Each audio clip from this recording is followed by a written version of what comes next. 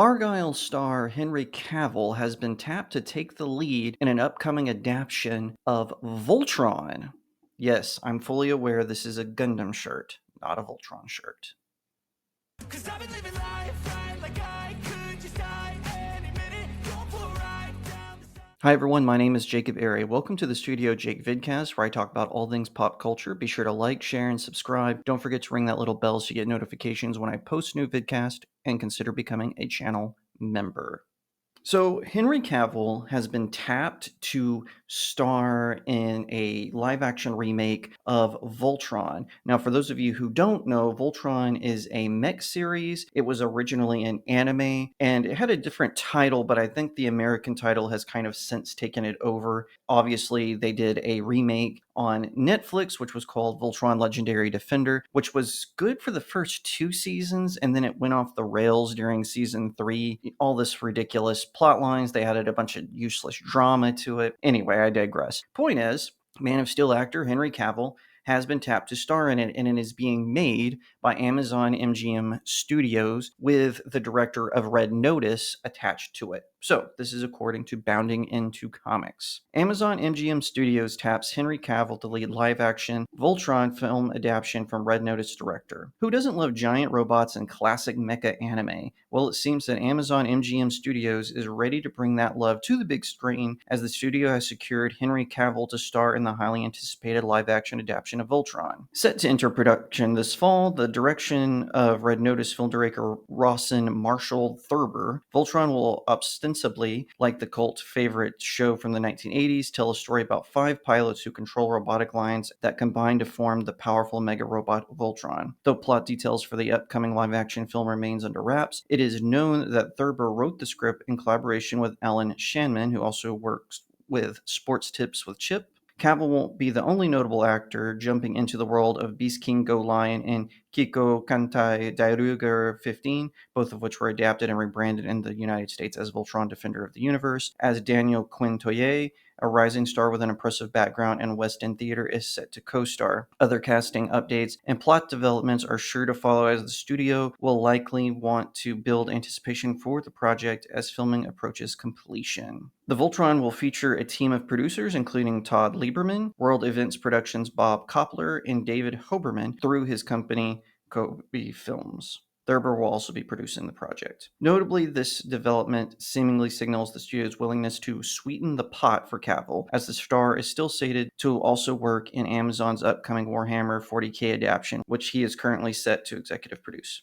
The article goes on to talk a little bit more about the history of Voltron as well as Henry Cavill's collaboration with Amazon. So head on over to boundingintocomics.com and read the full article for yourself. I want you to get an idea of what I am talking about. When I was growing up, Voltron wasn't really on my radar. I just want to be honest about that. In fact, I was interviewed and I went through a list of TV shows that I said started as animes, but then they came over to the States and they got changed. I mentioned Robotech and Speed Racer, as well as the Sonic the Hedgehog OVA. And someone said, well, what about Voltron? And I mistakenly said, I think Voltron was kind of a pro production. I don't really know for sure, but I was totally wrong about that. Voltron started out, as a lot of these shows did, as a totally different franchise and then later became what people think of as Voltron. Robotech, for example, is actually the combination of 3 shows. Each season had sort of a bridging episode to it. They also did a prequel film to Robotech, though that is not considered canon anymore to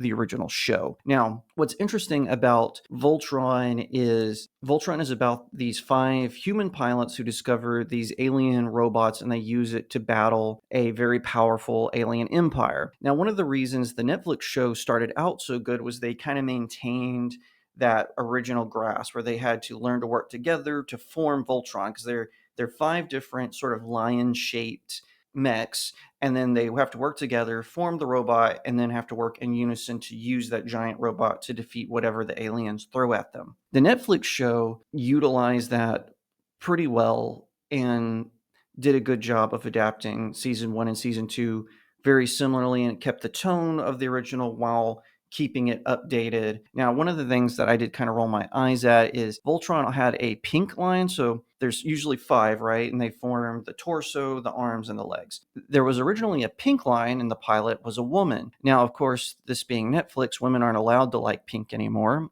They apparently have never met my super cute wife who loves the color pink. And so they replaced it with a different color, and the princess in the show, Allura, she pilots, I believe, the blue line, and then the other female pilot pilots the green one. I think her name was Pidge. Like I said, the first 2 seasons of Voltron Legendary Defender, which is the Netflix adaptation, was fantastic. I loved it. Season 3, they introduced a bunch of unnecessary drama. I don't know what they're going to do with this live action remake. I don't know what they're going to do with this live action remake, but I do like Henry Cavill. He is ostensibly a nerd. He likes Warhammer 40K. His constant bickering with the staff over at Netflix on the direction of The Witcher are famous at this point. People are saying that he would constantly complain about the writing, how The Witcher, the main character, was getting written out in favor of several of the female characters, how they weren't even bothering to read the books or even play the video games to get an idea on what the show was supposed to be about. And then they did that awful prequel movie, and eventually Henry Cavill left, and now the show was canceled because no one wants to watch The Witcher without its main star. They tried to bring in Liam Hemsworth, but still, no one was to blame for that except Netflix. They love to mismanage properties. Now, I have started the live adaptation of One Piece, and so far it's pretty good. I haven't finished the first season yet. Now, what's really interesting is seeing how Amazon is going to do this, because Amazon is kind of known for their bad adaptations, right? So they did a poor job with the Wheel of Time series and their adaptation of Lord of the Rings, that being Rings of Power. I haven't watched Wheel of Time for myself, so I can't speak to that, but I have heard that no one likes that show. Same with Rings of Power. It has its stands on TikTok, but really no one really cares about it. I gave it a horrible review, so there you go. On the other hand, though, they also have some good adaptations. I liked the Jack Ryan series. I also liked Reacher. I'm enjoying Invincible. So,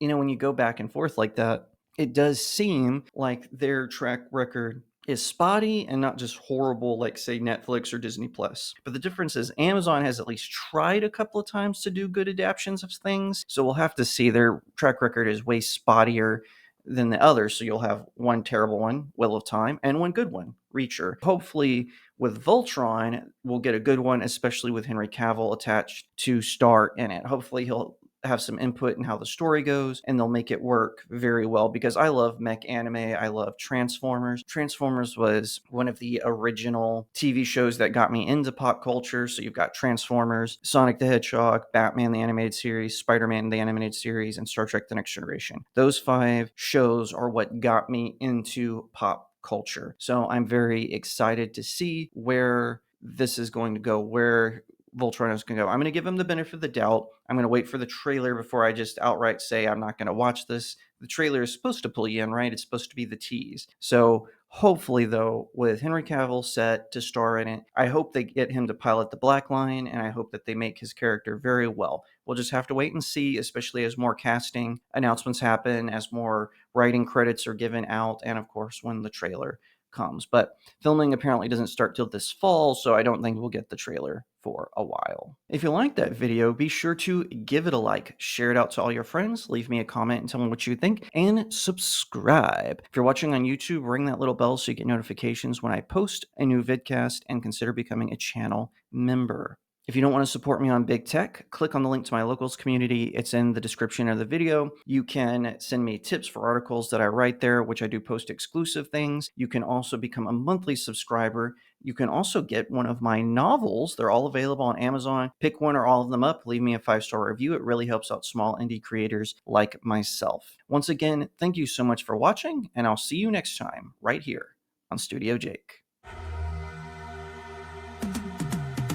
I've been living life right like I